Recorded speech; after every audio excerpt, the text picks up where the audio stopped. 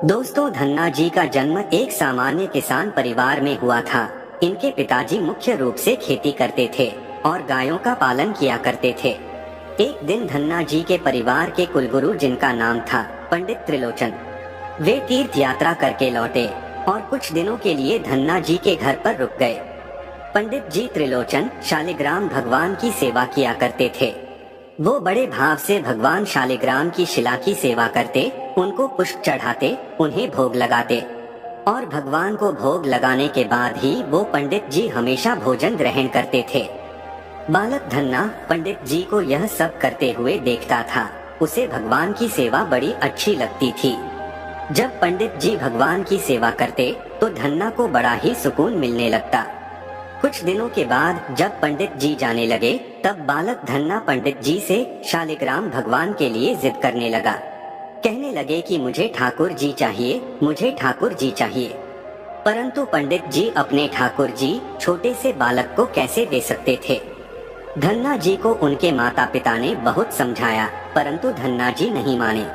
अंत में लोगों ने पंडित जी से कहा कि अरे, यह तो बालक है, इसे शालिग्राम जैसा कुछ और देकर के बहला फुसला दो।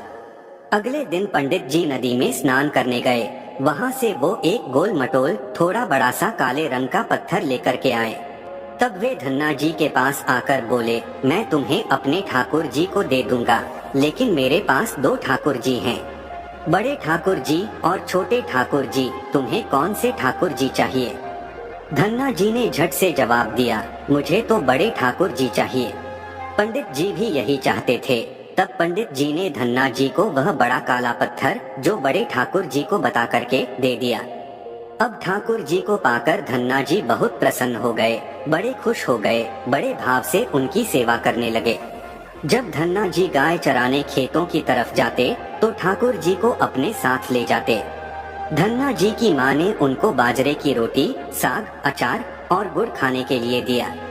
अब धन्ना जी ने भी निश्चय किया कि वो भी पंडित जी की तरह ही ठाकुर जी को जब तक भोग नहीं लगाएंगे और जब तक ठाकुर जी को खिला नहीं लेंगे, तब तक वो खुद भी भोजन नहीं करेंगे। धन्ना जी जब खेत में पहुँचे तो प्रेम से ठाकुर जी को पुकार कर कहने लगे कि ठाकुर जी, जब तक आप भोग नहीं लगाएंगे तब तक मैं भोग नहीं लगाऊंगा। धन्ना जी ने निश्चय किया कि जब तक ठाकुर जी प्रकट होकर भोग नहीं लगाते, वह भी भोजन का एक टुकड़ा ग्रहण नहीं करेंगे। जब ठाकुर जी ने भोग नहीं लगाया तो धन्ना जी ने शाम को वह रोटी गाय को खिला दिया। 3 दिन तक ऐसा ही चलता रहा। ना ठाकुर जी भोग लगाते और ना धन्ना जी भोजन करते थे। चौथे दिन की बात है, धन्ना जी की माता फिर से रोटी लेकर आई। अब धन्ना जी खेतों में जाकर जोर जोर से रोने लगे और ठाकुर जी से गुहार लगाने लगे। वो बोले, आप तो बड़े ठाकुर जी हैं, आपको तो लोग रोज 56 प्रकार का भोजन खिलाते होंगे, परंतु मैं तो बालक हूँ, 3 दिन से भूखा हूँ और परेशान हूँ। आपको मुझ पर दया भी नहीं आती। मुझ पर दया करके ही थोड़ा भोग लगा लो, जिससे मैं भी कुछ खा सकूं। क्योंकि पंडित जी ने कहा था कि आपको खिलाए बिना मैं कुछ नहीं खा सकता, इसीलिए पहले आप खा लो, इसके बाद ही मैं खाऊंगा। धन्ना जी की भोलेपन से की गई प्रार्थना को सुनकर भगवान श्री कृष्ण साक्षात प्रकट हो गए। अपने ठाकुर जी को देखकर धन्ना जी बहुत प्रसन्न हो गए। उन्होंने ठाकुर जी को माँ की दी हुई बाजरे की रोटी, साग और गुड़ खाने को दे दिया। ठाकुर जी बड़े चाव से रोटी खाने लगे। 4 रोटियों में से 2 रोटी ठाकुर जी ने खा लिया। अब ठाकुर जी तीसरी रोटी को खाने लगे। तब धन्ना जी ने उनका हाथ पकड़ लिया और कहा, सारी रोटियां आप ही खा जाएंगे, मुझे तो भी भूख लगी है, तो मैं क्या खाऊंगा? मैं तो 4 दिनों से भूखा हूँ, मैंने कुछ भी नहीं खाया है। 2 रोटी आपने खा ली, अब 2 रोटी मेरे लिए छोड़ दो। इसके बाद ठाकुर जी मुस्कुराने लगे और बची हुई 2 रोटियां धन्ना जी ने खाई, जो ठाकुर जी ने छोड़ी थी। अब तो उनका यह रोज का नियम बन गया। धन्ना जी जब भी गाय चराने जाते तो भोजन खेत में जाकर के ठाकुर जी के साथ ही करते। एक दिन गुरु जी ने धन्ना जी से कहा कि तुम रोज मुझे रोटी खिलाते हो, मैं मुफ्त में रोटी नहीं खाना चाहता, मैं तुम्हारा कोई काम कर दिया करूँगा। धन्ना जी ने कहा, मैं तो बालक हूँ, केवल गाय ही चराता हूँ, मैं आपको क्या काम बता सकता हूँ। तब ठाकुर जी ने कहा कि मैं तुम्हारी गाय ही चरा दिया करूँगा।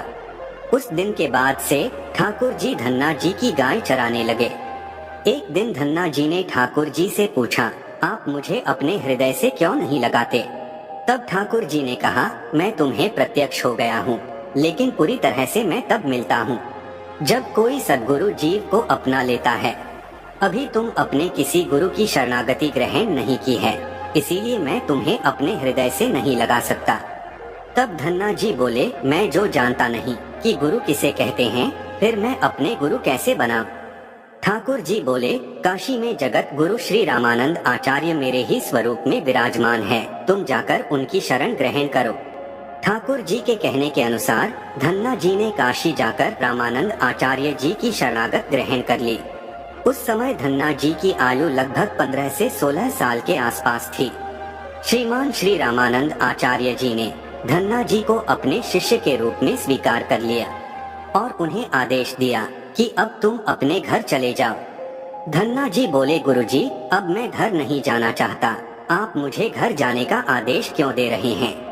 गुरुजी बोले, अगर तुम यहाँ रहकर भजन करोगे तो केवल तुम्हारा ही कल्याण होगा, लेकिन अगर तुम अपने घर जाकर खेती किसानी करते हुए अपने माता पिता की सेवा करते हुए भजन करोगे तो तुम्हारे साथ कई जीवों का उद्धार हो जाएगा। गुरुजी की आज्ञा के अनुसार धन्ना जी घर को लौट आए। इसके बाद जैसे ही धन्ना जी घर पहुँचे, ठाकुर जी ने उन्हें अपने हृदय से लगा लिया। इसके बाद धन्ना जी खूब संत की सेवा करने लगे। जब भी उनके गांव में कोई साधु संत आता, धन्ना जी उन्हें अपने घर में ले आते और बड़े प्रेम से उनकी सेवा करते, उन्हें भोजन खिलाते थे। संतों की सेवा करने के कारण अब उनके घर दूर दूर से साधु संत आने लगे। धन्ना जी उन सभी का बड़े प्रेम से सत्कार करते और उन सभी को भोजन खिलाते। एक दिन की बात है, धन्ना जी के पिता ने धन्ना जी से कहा कि देखो, हम लोग ग्रस्त हैं, यदि महीने में एक आध बार कोई साधु आ जाए तो हम उसकी सेवा भी कर दे और उन्हें भोजन भी करवाते, लेकिन तुम्हारी इन साधुओं से ऐसी दोस्ती हो गई है कि हर दूसरे दिन कोई न कोई साधु चला आता है और अपने साथ एक दो और को भी ले आता है। यह ठीक नहीं है, हम अपनी खेती बाड़ी का काम करें या इन साधुओं की सेवा करें। तुम तो अभी बालक हो, कुछ कमाते नहीं हो, तुम्हारा पालन पोषण भी हम ही करते हैं और ऊपर से तुम साधुओं को बुला लाते हो। इस प्रकार इन निठल्ले साधुओं की सेवा करना ठीक नहीं है। इसलिए एक बात कान खोलकर सुन लो, आज के बाद यदि तुम किसी साधु को लेकर के घर को आए तो मैं तुम्हें घर में नहीं घुसने दूंगा। तुम्हें अगर साधुओं की सेवा करनी है तो पहले कुछ कमाई करो, फिर अपनी कमाई से साधु की सेवा करना। पिताजी की बात को सुनकर धन्ना जी उदास हो गए और चुपचाप खड़े हो गए। तब पिताजी ने धन्ना को डांटते हुए कहा, आज के बाद किसी साधु को घर में लेकर के मत आना और जाओ खेत में गेहूं बो करके आ जाओ। खेत तैयार हैं, बोरी में गेहूं का बीज रखा है, इसे बैलगाड़ी में ला दो, ले जाओ और खेत जोतो।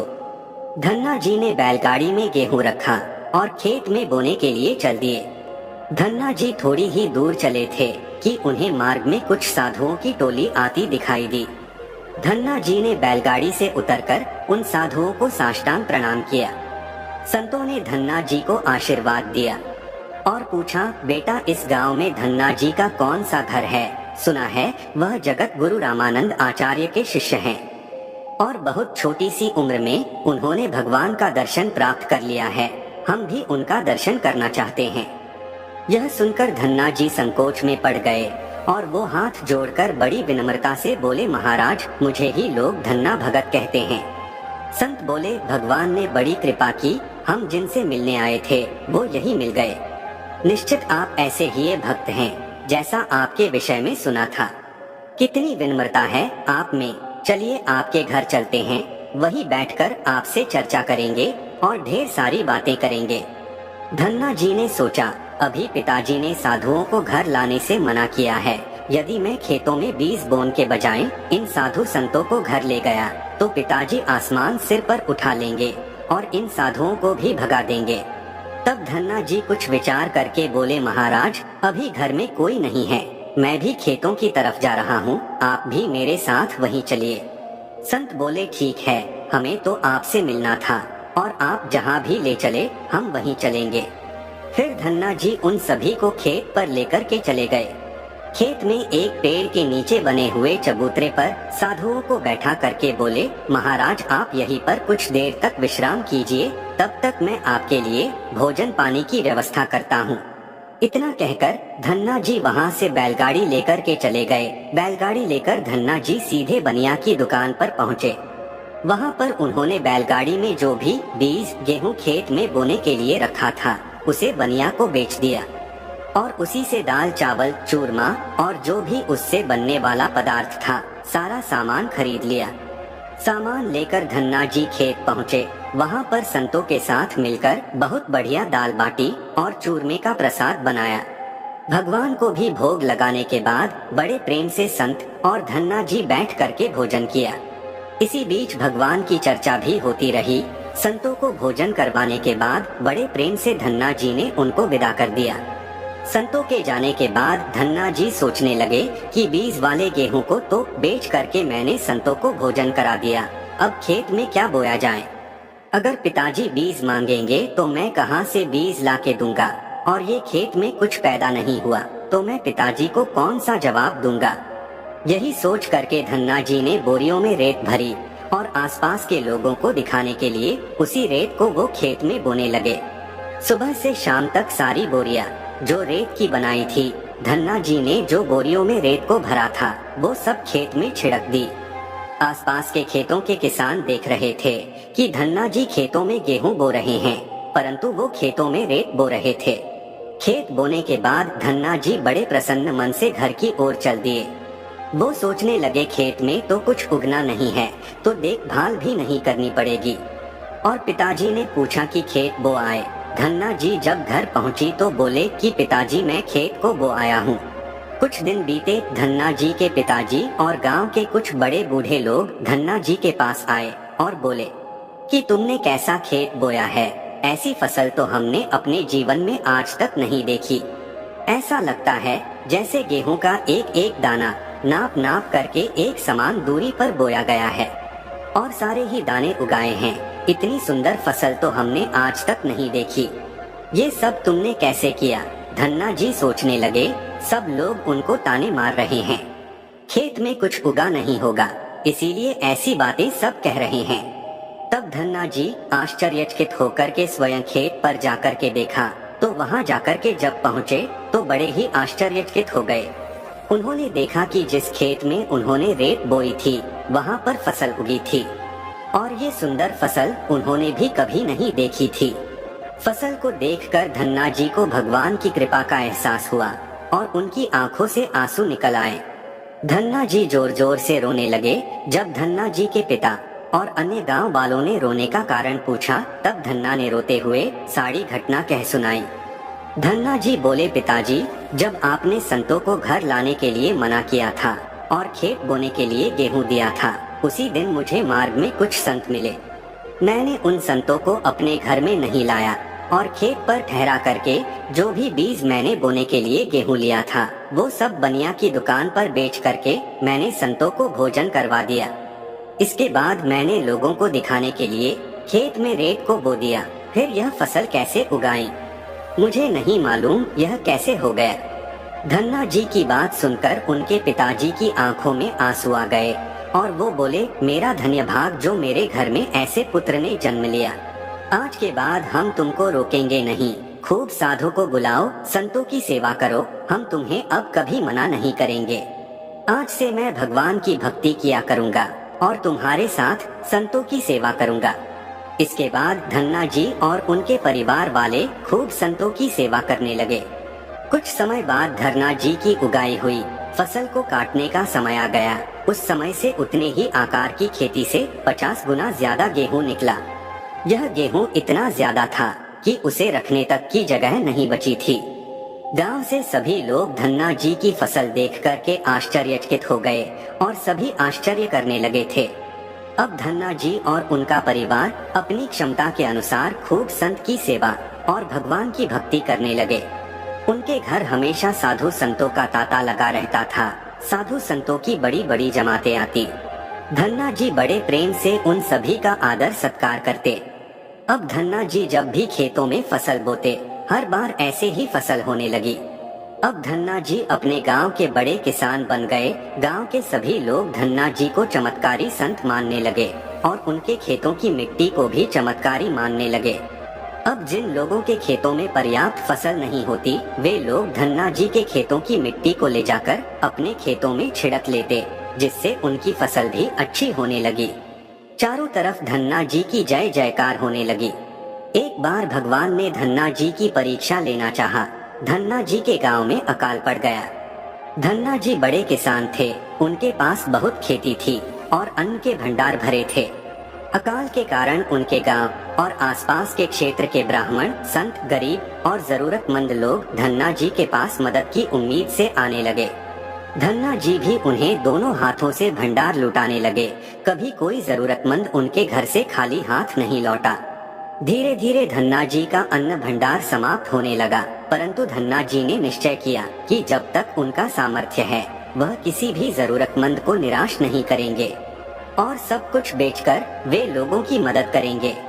धन्ना जी की संत की सेवा से प्रसन्न होकर एक दिन उनके पास संत के भेष में स्वयं ठाकुर जी आ गए। संत ने उन्हें तुम्बा कमंडल बना करके दिया और कुछ लौकी के बीज दिए और उन्होंने कहा कि धन्ना जी इन बीजों को अपने खेत में बो दो और जब इनकी फसल पक जाए तो उनसे जो भी प्राप्त हो उसे लोगों की सेवा में खर्च कर देना। धन्ना जी ने ऐसा ही किया। संत की आज्ञा से उन्होंने तुम्बा के बीज खेतों में बो दिए। गांव के लोग कहने लगे, लगता है धन्ना जी पागल हो गए हैं, ऐसे भीषण अकाल में फसल बो रहे हैं, परंतु वो भी तुम्बा की।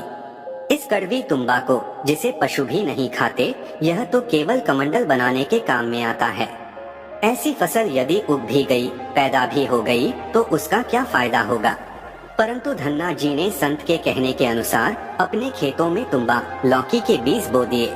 कुछ दिन बाद तुम्बा की फसल उगाई। सभी लोग आश्चर्य करने लगे कि ऐसी भीषण अकाल में बिना पानी के कोई फसल कैसे उग सकती है। कुछ ही दिनों में धन्ना जी का खेत हरा भरा हो गया। इसी बीच धन्ना जी जरूरतमंदों की सेवा करते रहे। धन्ना जी ने अपना सारा अन्न भंडार लुटा दिया। उनके घर में जो भी फसल के बीज रखे थे, वह सब उन्होंने संतों को भोजन के लिए दान कर दिया। अब उनके पास अपने परिवार के गुजारे के लायक भी अन्न नहीं बचा था। गांव के लोग कहने लगे, बड़ा मूर्ख है जो सारा अन्न लुटा दिया, अपने परिवार के लिए कुछ भी नहीं रखा और इसलिए फसल में बोई तो तुम्बा, जिसे कोई खा भी नहीं सकता। धन्ना जी को लोगों की बातों से कोई फर्क नहीं पड़ा। वह तो भगवान का नाम लेते रहते और लोगों की मदद करते रहते। एक दिन ऐसा आया जब धन्ना जी के खेतों में लगी फसल पक गई। उनके खेत में बड़े बड़े तुम्बा के फल दिख रहे थे। धन्ना जी ने सोचा, अब दान करने को तो कुछ भी है नहीं, अब इन तुम्बा से कमंडल बनाकर संतों को दिया करेंगे। धन्ना जी खेतों में लगे सभी तुम्बा के फल तोड़कर घर को ले आए। घर आकर जैसे ही उन्होंने एक तुम्बा को कमंडल बनाने के लिए काटा, उन्होंने देखा कि तुम्बा हीरे, मोती, जवाहरात और कीमती रत्नों से भरा हुआ था। तुम्बा को कीमती रत्नों से भरा हुआ देखकर वो आश्चर्यचकित रह गए। उनके पास तो तुम्बा की पूरी फसल थी। उन्होंने देखा सभी तुम्बा में ऐसे ही कीमती रत्न भरे हुए थे। अब उनके पास इतने कीमती रत्न और जवाहरात हो गए जो किसी राजा के पास शायद भी ना हो। इस चमत्कार को देखने के बाद धन्ना जी को उन संतों की याद आई जिन्होंने उन्हें तुम्बा के बीज दिए थे। वो संत ने कहा था कि इस फसल से जो भी प्राप्त हो उससे लोगों की सेवा करना। अब धन्ना जी उस धन से लोगों की सेवा करने लगे। फिर वह दोनों हाथों से लोगों की मदद करने लगे। उस समय वह अकाल कई वर्षों तक चला। उस समय धन्ना जी ने अपने घर में और आसपास कई गांव में लंगर शुरू करवा दिया। आसपास के सैकड़ों गांव के लाखों लोग बरसों तक धन्ना जी के लंगर में तीनों समय का भोजन किया करते थे। धन्ना जी ने अपने जीवन में कई मंदिर, बावड़िया, तालाब और धर्मशाले भी बनाए थे और हर तरह से साधु संत और जरूरतमंद लोगों की मदद करते थे। लोग धन्ना जी को धन्ना सेठ कहकर बुलाने लगे। धन्ना जी जैसा धनी आज तक कोई नहीं हुआ। वो धन और मन दोनों से धनी थे। आज भी उनके नाम पर धनी लोगों को धन्ना सेठ की पदवी दी जाती है और कहा जाता है, क्या तुम धन्ना सेठ हो गए हो। दोस्तों, यदि भगवान की कृपा जिस व्यक्ति पर हो जाए और उनका आशीर्वाद जिनको प्राप्त हो जाए उनके लिए जीवन में कुछ भी असंभव नहीं होता, सब संभव हो जाता है। भगवान की कृपा धन्ना पर बनी और धन्ना सेठ बन गए। दोस्तों, यह कहानी आपको कैसी लगी है कमेंट करके जरूर बताना, और कहानी यदि आपको अच्छी लगी है तो वीडियो को एक लाइक करके चैनल को सब्सक्राइब करने की भी कृपा कर देना। धन्यवाद।